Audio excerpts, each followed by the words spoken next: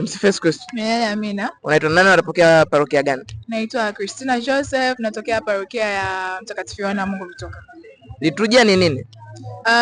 Siwezi kabisa kukumbuka vizuri kama silivyofundishwa kwenye mafundisho, lakini ni muunganiko wa upande wa neno pamoja na kupokea kwa Ekaristi Takatifu. Cecilia Andrea, natokea parokia ya Buza. Liturujia ni nini? Dada hapo. Liturujia.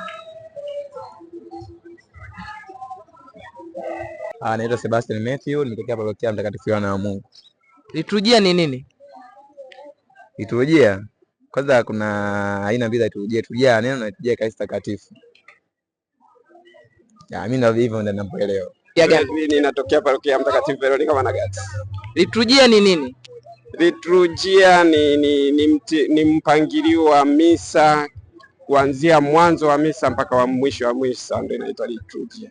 Liturujia ni sehemu ya neno katika ibada. Liturujia ni neno. Ni hilo tu.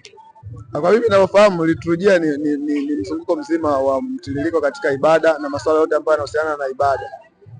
Kwa majina naitwa Anusiata Sebastian, natokea parokia Mtakatifu Teresa Calcutta Kivuli.